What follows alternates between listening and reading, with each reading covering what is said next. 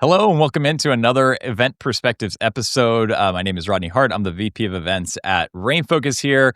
And this one, I feel like I start every episode the same way that I'm so excited. I really am excited because not only do I have a newly minted VP of Global Events, Pam Corcoran at CrowdStrike, but also a really close friend of mine.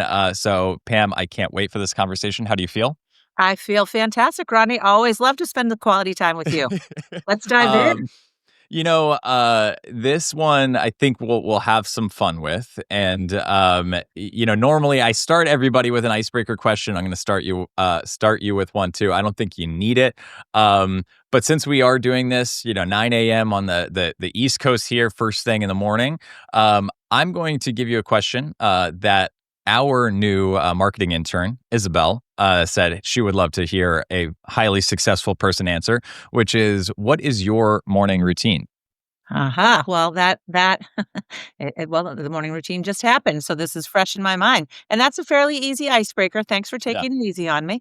Mhm. So I am a morning gal. I've always been wide awake the minute my feet hit the floor. I get up early. The morning is my time. I always exercise. I go to the gym a few days a week. I go out for a walk. I work from home, so I need to get out of the house. So even if it's cold here, I'm outside of Boston. Cold in the winter, I still go outside almost always. So love to get some fresh air, get some exercise. Then I come back and I eat breakfast every day. I know a lot of people think that's weird. Many of my friends think it's weird, but I do eat breakfast every single day. And, then shower, get ready, and I'm at my desk by around 9. So eat breakfast every day. I would say I eat breakfast every day if you consider a large iced coffee, drinking it in my car, breakfast. Like what are we having every day for breakfast? You need to have some protein, Rodney. I usually have an egg, maybe half of a sausage, just, light protein, get me going. And did you always have this is the part because you know me well enough to know that my morning routine is get there. You know what I mean? Get to work, get to where you need to be, not too late. But I'm a more of an evening routine kind of guy. But I'm curious, have you always been a morning person? Like, was there a time frame? And are there events are crazy. We have long nights. We have do you, when you're traveling, when you're on the road, when you're, having late nights because our job sometimes necessitates it, do you change your morning routine, or is it like, hey, this is what gets me ready every day? So that's a lot to unpack right I there. know. Sorry. Uh, um, when did it start? A long time. Mhm. Probably not when I was maybe in my early 20s or, very early in career because, yeah, I probably did a lot more during the evenings. But even then, yes, I did go to the gym in the morning. I'm a morning person for that. And then when I travel, sort of all bets are off. I do often get up and try to squeeze in a walk or something in the morning, but Mhm. if I have a 18-hour day ahead of me, I don't go to the gym in the Yeah. morning. I can't add another hour. If you're only sleeping for 4 or 5 hours a night, can't, take an hour from that to go to the gym. So I usually don't when I'm traveling.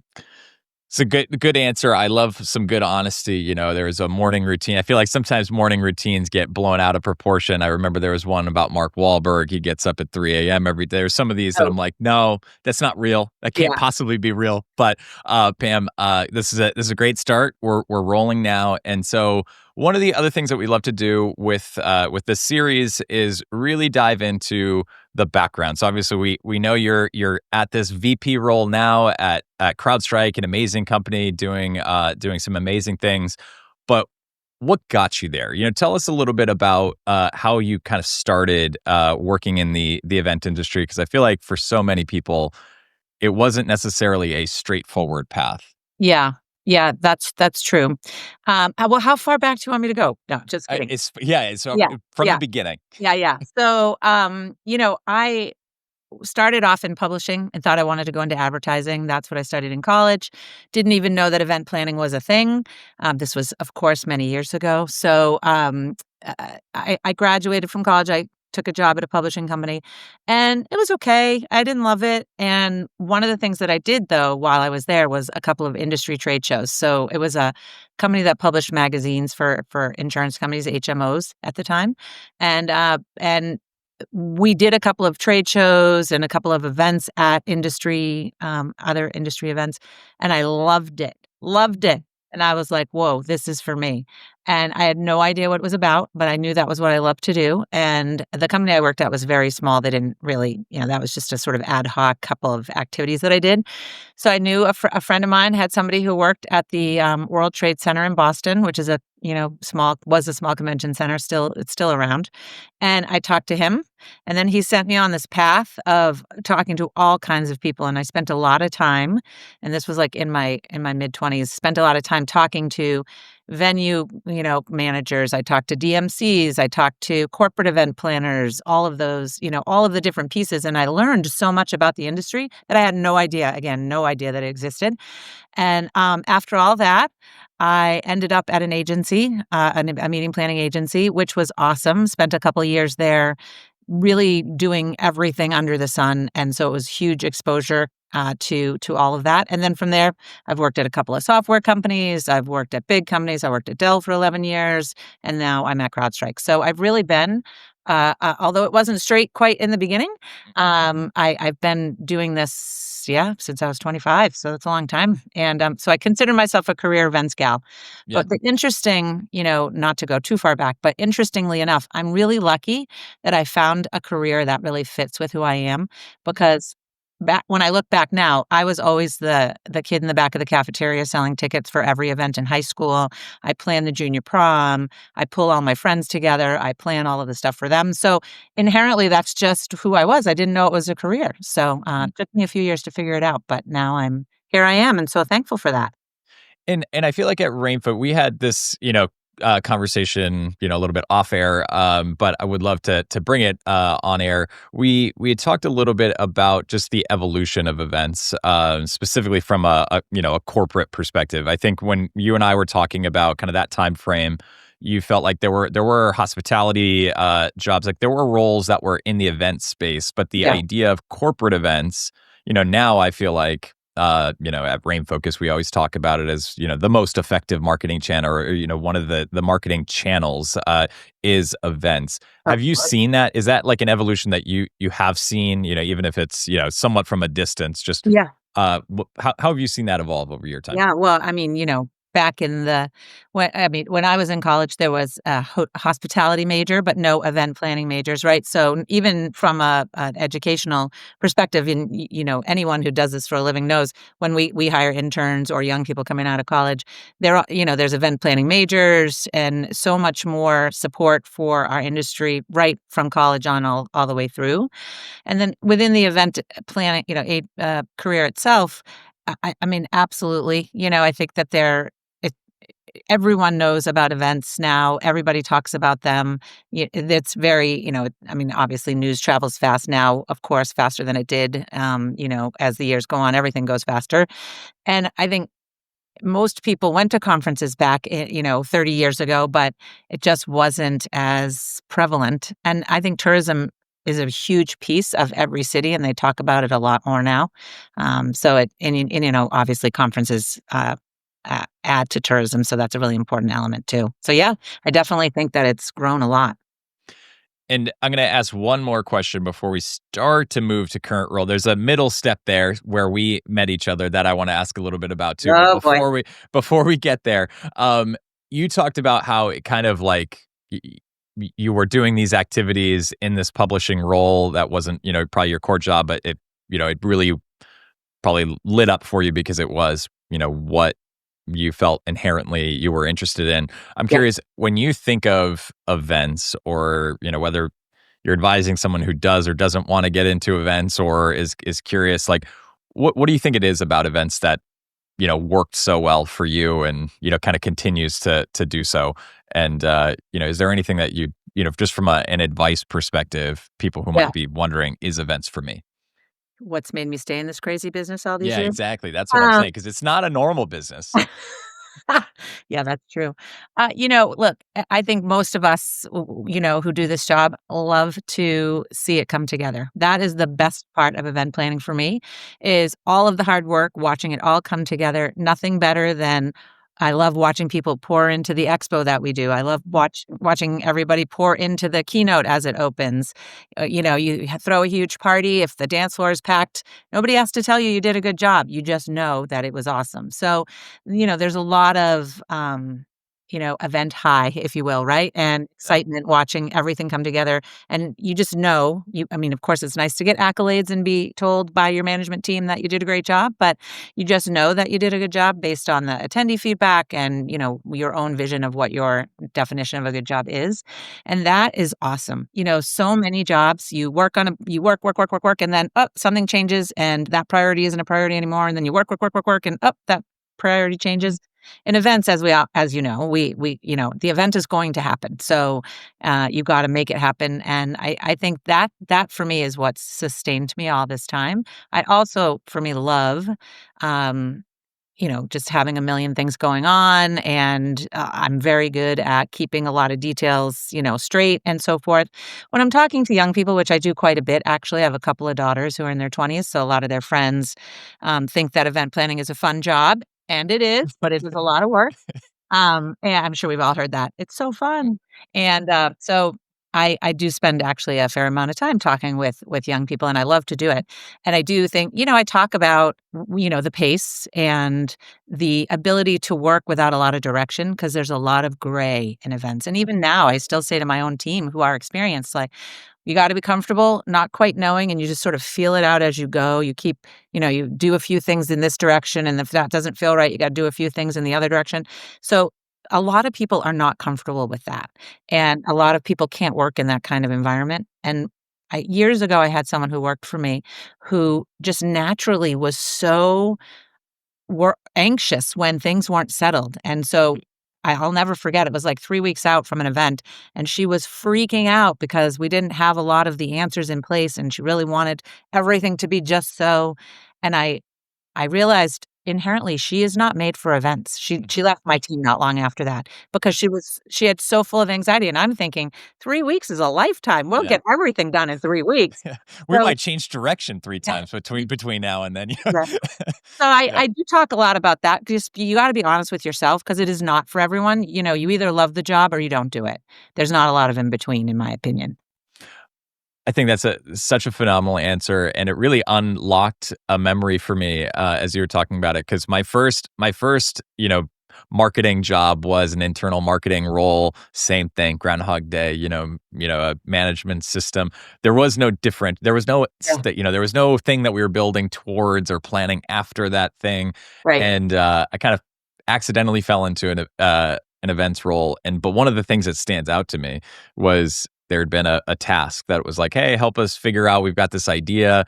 I ended up finding these buses, like, oh, we could do this experience on a bus. And like, eventually Better Hands, I was still very young. Better Hands then took that and ran with it, built out.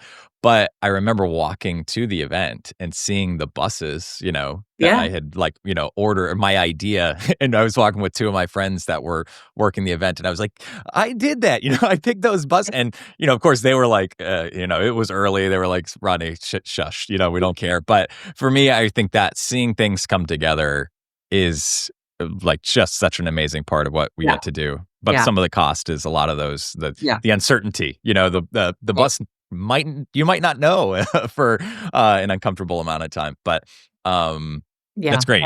Yeah, that's a big piece. And there's, you've gotta just love having a million things going on at once, which is sort of how I've lived my life, for since I was a kid. But of Yeah. course, not knowing that that was leading me in a career. Yeah, right. All right, so I've got just looking at your resume, and also having known you. Before we talk CrowdStrike, because I want to get to what you're working on, and there's some really fun stuff there. You had been at Progress Software for, a pretty extended period of time. You'd been at Dell for an extended period of time, and now you're at CrowdStrike.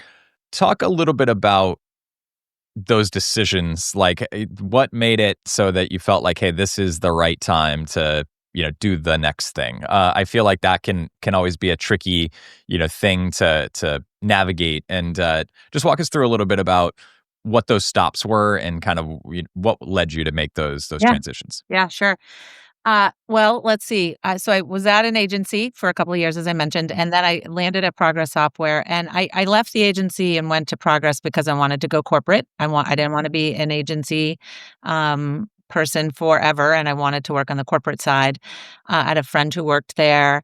That turned out to be an awesome thing because I did everything there. I really kind of, quote, grew up there, right? I got hired to do trade shows, then I did conferences, then I ran the team for many years, and we did, everything, seminars, conferences, incentive trips, all of it, user conference, worldwide. I traveled a ton. And then so I was sort of at the point of like, what do I want to do? Was there for almost 15 years. Do I want to stay here, like basically for the rest of my career, or do I want to make a move? Then a decision got made for me because I did get laid off, but that was fine. It was an economic decision, and I had survived many layoffs. And then finally, it was my turn, and that actually turned out to be an awesome opportunity to really step back and figure out, okay, what's next? I investigated going out on my own. Investigated sort of what direction do I want to make because I was in my 40s right at that time, so like this is the next step for the rest of my career, basically. And I ended up at EMC, which got bought by Dell, and that was amazing because I went there because I wanted big company experience, and Progress Software was a small company. Agency I worked at was obviously small, so that was a great opportunity to just broaden my purview, if you will, and learn how to navigate and work through the politics of a large company. And it was a great experience. I stayed there for 11 years. And then when I came to CrowdStrike, I came here because it was an opportunity to run the entire team, to really take all of the experiences that I'd had and create something at CrowdStrike. When I started, that they hadn't had, it was post-COVID. They hadn't had a conference in 5 years or 4 years, 3 years, whatever it was. And so I really got to build the program from the ground up, hired the team, et cetera. So I feel really, really lucky and thankful that I have had that great opportunity. And as you can see from the length of time where I stay, I root. I root in places. I'm not a job jumper, and I don't really know why. It's just who I am. So I've been lucky that I've been able to find companies that I've enjoyed for so many years at a time. And I know through through the connection that we have, and also through AIM Focus, I know for a fact the time at CrowdStrike, you're at a very fast growing company. Events are very important. Talk to us a little bit about events. So we talked about events as a marketing channel, and I know with conversations from you and even things that you can see online, that events are super important to CrowdStrike. Talk a little bit about what the events channel is to CrowdStrike. Yeah, well, it's a critical piece of the go-to-market function, and CrowdStrike is probably more event-driven than some other companies that I've worked at, and so that's great for me, right? It's great job security. And what's great about CrowdStrike, though, is there's tremendous value in the events that we do. Our Falcon, our user conference, is our biggest pipeline driver of the year by far. So there's tremendous ROI, so therefore, because the ROI is so high, the executives are fully supportive. The sales engagement we have at CrowdStrike is unbelievable, best I've ever seen in my whole career, and the support from the CEO on down is awesome. So, and they like to do things. We at CrowdStrike, we like to make sure that the events are an extension of our brand. So, and our brand is bold, and we want to make sure that our events are same bold, and we're staying ahead of adversaries because we're in cybersecurity. So we want the events to stay ahead of the trends. And therefore, I'm pressured or asked to deliver really first-class events, which is great. It's really exciting, and it makes for some really awesome events that come together. So, I love it, actually. Although, yes, it is very fast-paced. Very. I was going to say, and speaking of fast pace and growing quickly, I know that was one of the things. So in each of these episodes, we talk about what's the most interesting challenge that you're working on. And I'd be lying if I didn't experience a little bit of like, oh, that's kind of cool. And I want everyone to know what you really hit on was your events are growing so fast that you have legitimately sold out events. And to you, this idea of managing sold out events, part of me wants to be like, oh, good for you. They're so successful. They're sold out. But no, talk to us a little bit about what it means, that they're sold out and what those challenges are, because I think maybe many of us hear this and go, hey, we know about the, audience acquisition and driving and really wanting to see that audience grow and the hockey stick growth. Right. The idea of sold out. Talk to us a little bit about what you're experiencing and what it's like to manage that. Well, there aren't a lot of places you have sold out events. So even though I've been doing this a long time, I never have had a sold out event. Turns out it's a lot of work to sell out an event. Oh boy. Mhm. Um, it's exciting, yes. And everybody, you joke around, everyone said it. Oh, it's a good problem to have. Well, any problem is a good problem to have till you actually have it. Yeah, Then it's, right. Yeah. then you're like, oh boy. So, think about last year we booked venues a few years out, and even at CrowdStrike, sometimes it's a couple years out. So when I started in 2022, there were no venues booked for Falcon, which is our conference. And so, of course, we booked out through, say, 2024, thinking we would have, a modest growth of whatever, 20% year over year. Turns out it was 50% year over year. So by the time we came to 2024, the venue that we were at in Las Vegas, the Aria, we were at the Aria Hotel, maxed at 6,000, and we could have easily gotten 7,000 or 7,500 to our attendee to our event. So, so in that case, it was a venue situation. We just didn't have enough room. But if you think about like, oh well, you just turn off registration. Well, not really. We want to make sure we're driving the outcomes that we want to drive. We want to make sure we're driving the ROIs. We want the right people at the event. We don't want to just fill the seats. So we want to make sure we're driving our enterprise customers and our larger customers. So when you are looking at a sellout situation, you have to find a date that you decide that's your cutoff. Keep a few in your back pocket because there's always going to be really important customers that need to come, haven't registered yet.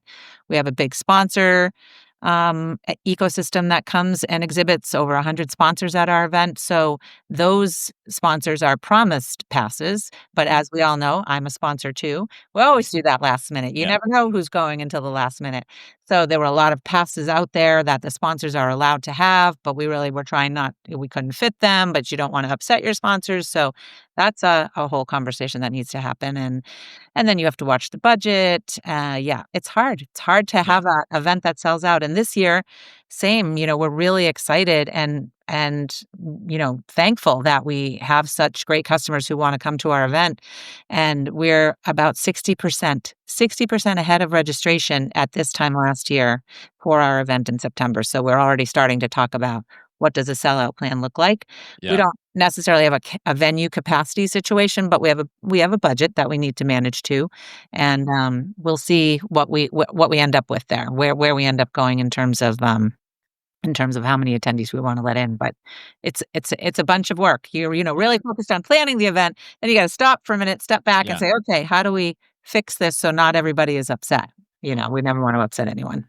And my background, so like part of me, I'm thinking of all of the different levers and how you might be using the software to help some of those switches and decisions. But my brain wants to know, what about employees in a sellout situation? How are you handling employees? Do employees kind of fall into a specific bucket? Obviously, you have some that are incredibly important in driving that pipeline. That employees are part of the reason, but I also know that the employee audience can always be one of those balance when you're looking at budget. Is there anything complicated around the employees in this sellout situation? Not necessarily in the sellout situation. Obviously, we don't want to fill the space with employees, but we do need, it's a balance, right? Because you need enough people to host all those customers, the presenters, the speakers, the people working in the CrowdStrike booth, and all of those workshops and things that they're leading. So we work really hard and spend a lot of time making sure that all employees have multiple roles on site. So, you typically aren't, no one is coming to hang around.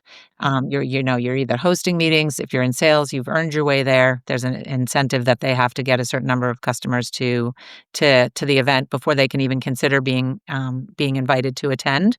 And then, they're hosting those customers, they're hosting meetings, and then all the technical people. So multiple roles is what we look for. So we really try to keep that tight. Otherwise, I mean, who doesn't want to go to a great event, right? Yeah, It's right. really fun. So Yeah. everybody wants to go, and there's some value in people going.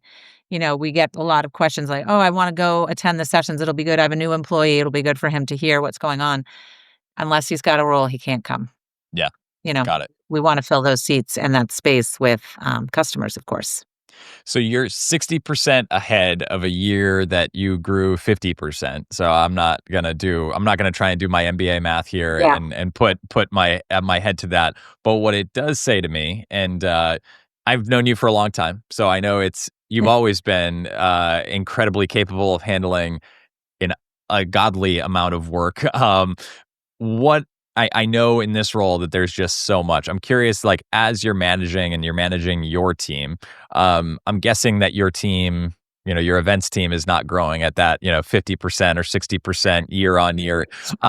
So I'm curious, like, how do you kind of manage, in your role as the VP of events, how are you managing that growth and distributing that and spreading that out? Like, how are you approaching that with your team? Because I'm guessing that that's a part of the challenge. Yeah, for sure. It's really difficult to make sure everything's balanced because, of course, we want to offer more activities and opportunities to the attendees at the event, which means more programming, more activations, more things that have to be Mhm. produced, right? And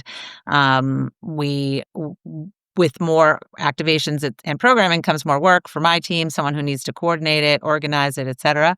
My team is a small but mighty team, and it is really hard because, of course, the team grows a little bit and then, attendance and expectations grow and then the team grows and then, Yeah. you're never really keeping up.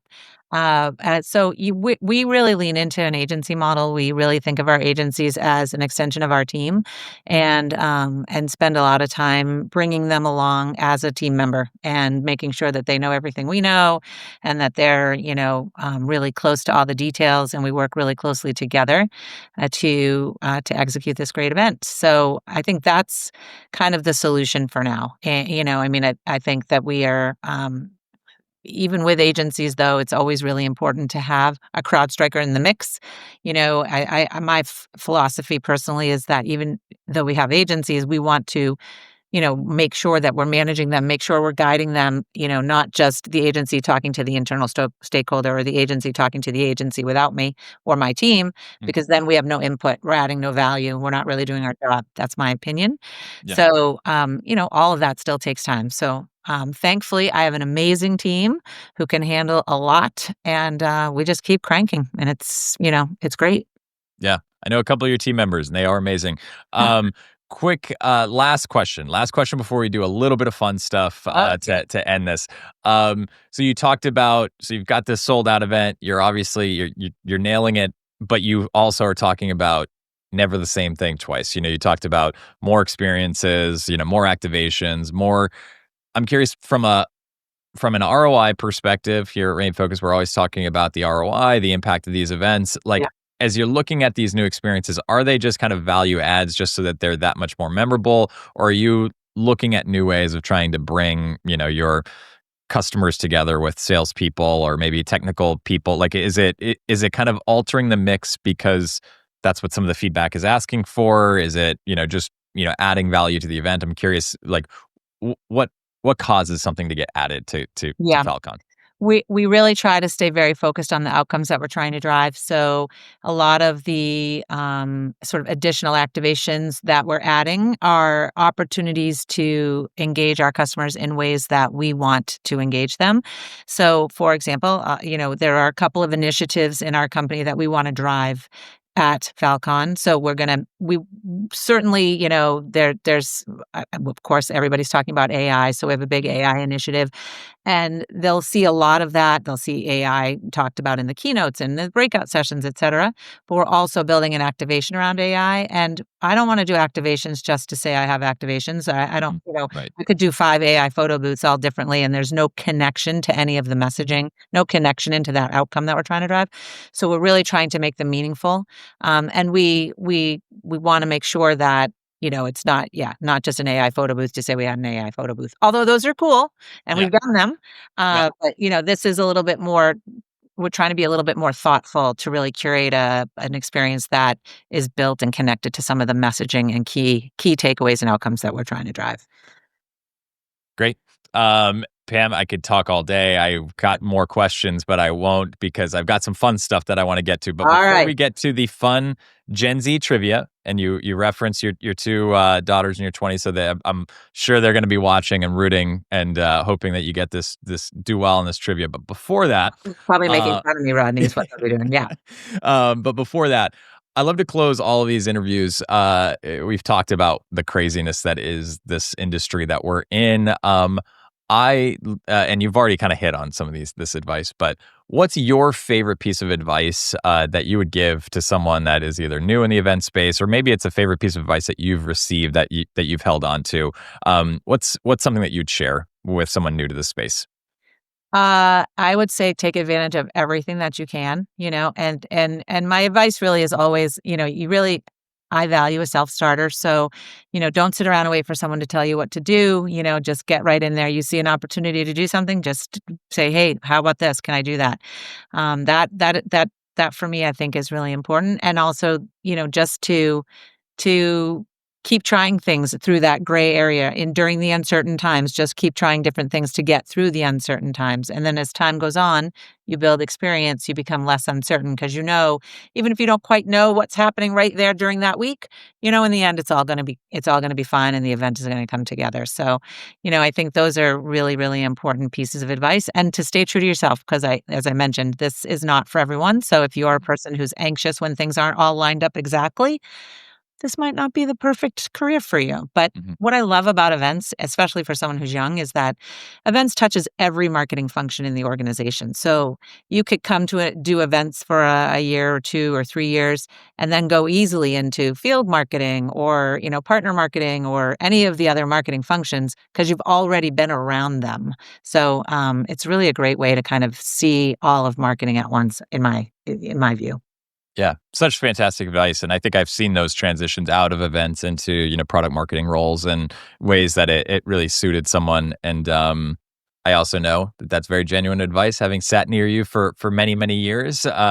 You were always ready, like, "Hey, just get me to on-site." I Yeah. remember it was like you were always so ready for that, despite uncertainty. I remember always thinking, "No, I need more time. I need more No, time." You no were more you were time. Let's ready. get Yeah. there. Being on site's the best part of the whole thing. I love it. Yeah.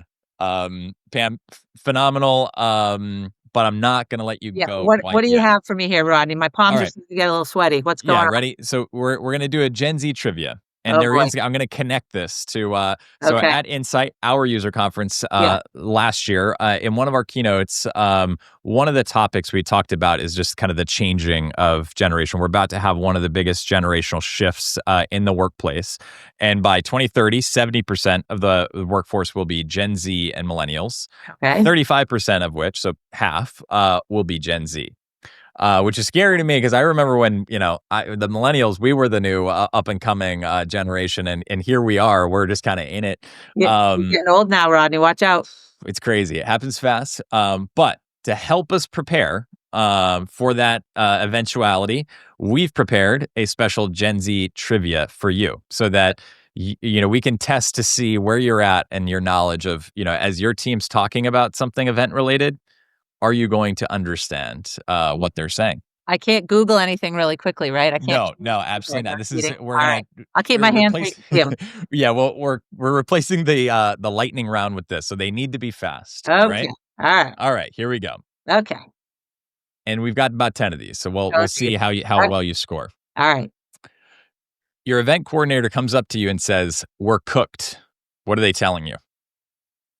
Ugh, we're done. We're all set. We've finished. Yeah, Sort of. and is it a positive or negative? It's not really positive. Yeah. So, in this particular case, the answer would be we're in trouble. We're Uh, expecting a bad result. The plan has failed. I mean, I know for you, you would steer that event coordinator to a positive outcome, but okay, we're tracking. We're all tracking. right. Okay. Number two, someone on your team says we're 5 days out from the event. We need to lock in.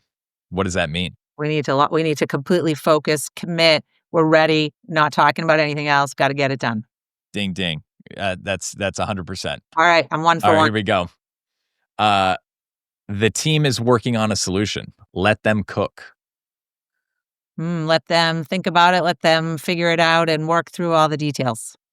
You got it, Pam. Or listen, you're already there. Yep, that means they're figuring it out. They're going to come up with something. Just give them some time. Yeah. They're working on it. So that's you got it. Okay. Your colleague says to you, you're going to slay that presentation. What do they mean? Oh, that's an easy one. We're going to kill it. Rock it. Excel. Perfect. Yeah. I got to talk to our Gen Z team member who came in. That's too easy. Yeah, That's too that's easy for one. Pam. That's All right. an How easy about this one? That's a soft. You ask a colleague if they want to go grab a coffee with you, and they respond, bet. They respond, what? Bet. Bet. Oh, boy. Yes? I don't know. I don't even know what that is. You got it. I mean, you read the context. One time had a young person say bet to me, and I literally looked at them and said, I don't know what you mean. Yeah. You got it, though, Pam. All right. Context, you're figuring it out. All right. I can hang with the Gen Zers. You overhear this sentence at an event. That's cap. I know you didn't wake up at 5 a.m. to finish a presentation you're doing today. What does cap mean? That is false. That's a lie. You're full of it. You're lying. You're exaggerating. Pam, oh my gosh. So I'm going to get some harder ones here. All right. We're going to get into a series of feedback that you heard from Gen Z at your event. All right. So this is all survey feedback. In a post-event survey, they said the food on day 2 of the conference was mid. What does that mean? It was okay. It wasn't great. It's terrible.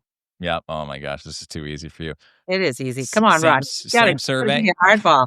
Same survey. They say the speaker during the day 1 keynote ate. Failed. He ate it. He was terrible. All right, that's a right? Completely wrong. That was a first completely wrong. Ate means to nail it. They performed exceptionally well. So they ate. Fail. That was a fail. All right. What does it mean when someone says the live music at the after party lives rent-free in my head? Oh, I know that one. It means it's like in my head and I can't get it out. Yeah, easy. Too easy. All right, here we go. Another one. This one, I'm curious if hopefully we don't hear this. On the feedback, one of the attendees said the panel speaker was a bot. What are they telling you? The panel speaker was a bot. It must be that they're, they were automated. They didn't have anything. They were dead. No excitement. Not great. Wow, so good, Pam. You're too good at this. Someone with no personality, behaving like a robot or square. Yeah. Square. No one's going to know what that is. Yeah. Yeah. I know this would never happen at a CrowdStrike event, but the feedback says it's giving low budget. What does that mean? Oh, that the vibe is cheap and cheesy and not great. Wow, you even said the description. The vibe or style is low budget, low quality. Oh boy. Okay. Yeah. So well, I think giving low. giving vibe. low budget. Yeah. But we've got a last one here, and this is really for all this. I don't know if I'm going to be able to get this sentence out without laughing, but I'm going to try. I told my team member I'm going to do it. Okay, spit it out. All right. Someone says, that presentation, you slayed the boots down Houston. I'm deceased. What does that mean? I need you to describe. I want you to unpack that whole thing. Say it again. That presentation, you slayed the boots down Houston. I'm deceased. All right. So I know it's a positive comment. I think that's a positive comment, and that you killed it, crushed it, knocked it so out of the park that I cannot even live. Something like that. You got it. You did it. Except there's one piece that I think, and I'll check with Olivia afterwards. You slayed the boots down Houston. I think there's also something about like you look good as you did it as well. Made it look easy or something. Is that possible? The answer was you're asking the wrong gal. You look/did so amazing. It's almost too much to handle. Extreme admiration. Praise for performance. All right. I have a couple of 20-somethings, so I'm going to have to ask them about all these things, and they'll definitely make fun of me if they watch this, for sure. Pam, well, I have to say, for this entire Event Perspectives interview, you slay down the boots down Houston. and I am You just wanted deceased. to say that twice, didn't you? I, it's I'm You gonna bet try and work someone that you'd in. work it in twice. You bet someone you'd work it in twice. Yeah, I'm feeling that age coming up. So I'm trying to up my lingo. Pam, thank you so much for joining. This was a ton of fun, and yeah, thank you for the time. Well, thanks for inviting me. It's always great to spend some time with you, my friend. Free audio post-production by alphonic.com.